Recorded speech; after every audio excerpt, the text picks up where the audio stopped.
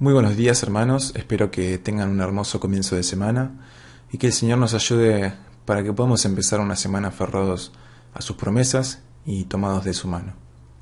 En esta mañana quisiera que meditemos en este devocional titulado El enemigo que no vemos. Hace unas semanas atrás reflexionaba acerca de esto y pensaba en lo astuto que es el enemigo para hacernos caer muchas veces. Entendemos que el pecado es todo aquello que a nuestro Padre no le agrada, y eso nos lleva a una separación espiritual que no es buena para nosotros, ya que nos hace desviar y alejarnos de todas sus preciosas promesas. Algo similar le sucedió al pueblo de Israel en varias ocasiones, puntualmente en la que podemos leer en Josué capítulo 7. Allí encontramos al pueblo en una batalla en contra del pueblo de Ai, esta nación enemiga. Lo leemos allí en versículos del 1 al 5 de Josué capítulo 7. Dice así: Pero los hijos de Israel cometieron una prevaricación en cuanto al anatema, porque Acán, hijo de Carmi, hijo de Zabdi, hijo de Sera, de la tribu de Judá, tomó del anatema, y la ira de Jehová se encendió contra los hijos de Israel. Después Josué envió hombres desde Jericó a Ai, que estaba junto a Bet-Aben, hacia el oriente de Betel. Y les habló diciendo: Subid y reconoced la tierra. Y ellos subieron y reconocieron a Ai. Versículo 3 dice: Y volviendo a Josué le dijeron: No suba todo el pueblo, sino suban como 2000 o 3000 hombres. Y tomarán a Ai. No fatigues a todo el pueblo, yendo allí, porque son pocos. Y subieron allá del pueblo como 3000 hombres, los cuales huyeron delante de los de Ai. Y los del pueblo de Ai mataron de ellos a unos 36 hombres, y los siguientes desde la puerta hasta Sebarim, y los derrotaron en la bajada, por lo cual el corazón del pueblo desfalleció y vino a ser como agua. El relato nos trae el recuerdo de la victoria del pueblo de Israel frente a Jericó.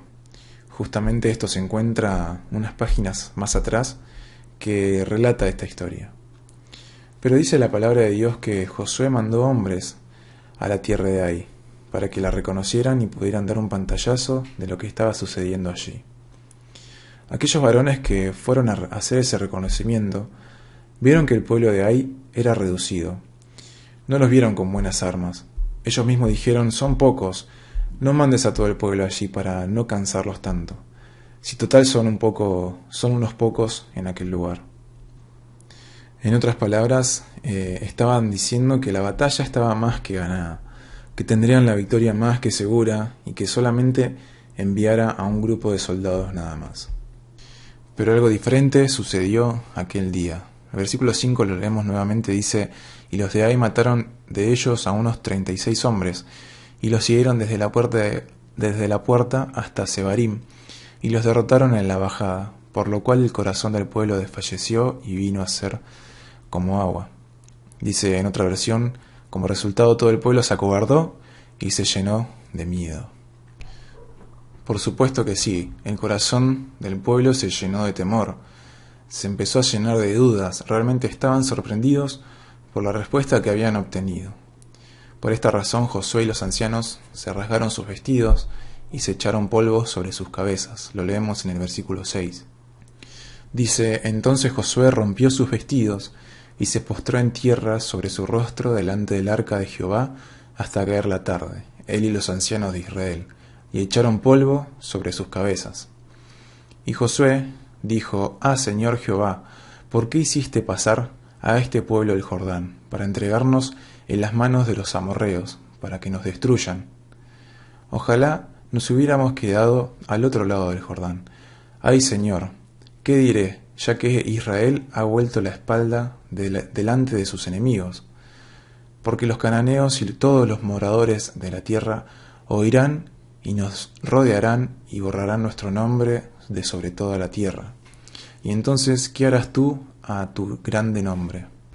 Josué realmente no estaba comprendiendo por qué habían sido derrotados, y en cierta manera actuó en ignorancia al elevar esta oración de reclamo hacia Dios. Él creía que hasta ese entonces El pueblo había estado actuando correctamente y por lo tanto no dudó en que la derrota había sido por otro lado. Creyó que el Señor debía hacerse cargo de toda esta situación. Algo que me llama la atención es que tampoco leemos que Josué haya consultado a Dios acerca de que si tenía que ir a la batalla o no.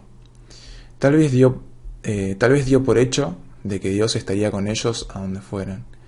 Y eso me hacía pensar en que muchas veces erróneamente colocamos nuestra confianza en nuestras habilidades, en nuestras fuerzas, sobre todo cuando la tarea que está por delante nos parece fácil. Únicamente nos acercamos a Dios cuando las pruebas o los obstáculos los vemos demasiado grandes. Por eso deberíamos colocar nuestra confianza siempre en el Señor, pidiendo su guía aun cuando creamos que la batalla está ganada. Quizás el hecho de pensar de que elevamos una oración a Dios por algún motivo que tal vez creemos que es insignificante, no debería hacerlo. Tendríamos que orar a Dios por todo y dejar todo en sus manos, a pesar de que, como decía, la circunstancia sea fácil o difícil. Él responderá a cada oración que hagamos.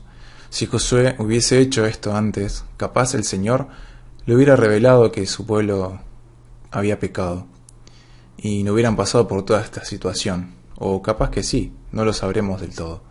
Pero sigamos leyendo los siguientes versículos. Versículo 10 dice: Y Jehová dijo a Josué: Levántate, ¿por qué te postras así sobre tu rostro? Israel ha pecado y aún han quebrantado mi pacto que yo les mandé, y también han tomado del anatema, y hasta han hurtado, han mentido, y aún lo han guardado entre sus enseres. Por esto, los hijos de Israel no podrán hacer frente a sus enemigos, sino que delante de sus enemigos volverán la espalda, por cuanto han venido a ser anatema. Ni estaré más con vosotros, si no destruyeres el anatema del medio de vosotros. Esta respuesta los debe haber sorprendido, y es que habían sido derrotados porque Dios ya no estaba con ellos, ya no los acompañaba en la conquista. La razón por la que Dios había dejado de acompañarlos era debido a que el pueblo había pecado. Esto me llevaba a pensar en que a veces tenemos pecados que no vemos con nuestros propios ojos. Muchas veces cometemos pecados sin darnos cuenta que lo hemos hecho. El Salmo 139, 23 al 24 dice: Examíname, oh Dios, y conoce mi corazón. Pruébame y conoce mis pensamientos, y ve si hay en mí camino de perversidad, y guíame en el camino eterno. David le expresa estas palabras al Señor para que examine su mente, es decir, sus pensamientos, y también su corazón, es decir, sus sentimientos. En otra versión del versículo 24 dice: Señálame cualquier cosa en mí que te ofenda. Estas palabras fueron de David porque sabía que Dios todo lo ve y todo lo sabe, y que nada se le escapa a nuestro Padre. Estas palabras podrían ser la de cada uno de nosotros, entendiendo que cualquier pecado, hasta cuando pensamos que es chico para nosotros, todos ofenden a Dios y nos alejan de su presencia. Que podamos pedirle a Dios que nos muestre, a través de su Espíritu Santo, todas aquellas faltas que quedaron ocultas en nuestro corazón, que le pidamos perdón por haberlo ofendido. Josué, cuando se enteró de que Acán había hecho este pecado, enseguida fue y lo confesó, no trató de ocultarlo. Lo leemos en el versículo 20, dice: Y Acán respondió a Josué diciendo: Verdaderamente yo he pecado contra Jehová, el Dios de Israel, y así he hecho. Él entendió que por culpa de él el pueblo sufrió todos estos terribles acontecimientos. Nada diferente a nosotros. Es algo que veníamos escuchando muy seguido, y es que el pecado no solo afecta mi vida, mi relación con Dios, sino que también alcanza la vida de aquellas personas que nos rodean, a todo un pueblo, como lo que sucedió con Acán. En nuestro caso, alcanzará a la comunión. Que podamos recordar lo que Tommy nos decía en el día de ayer en la cena, que nuestro Dios es santo y a Él debemos acercarnos limpios y con nuestros corazones purificados. Por eso, hermanos, que podamos decirle a nuestro Padre Celestial que examine nuestras vidas, que quite de nosotros toda maldad en nuestras mentes y de nuestros corazones, para así poder disfrutar todas las bendiciones de Dios y que podamos vivir una relación de amistad con Él. Espero que haya sido de bendición y que tengan un hermoso día. Bendiciones.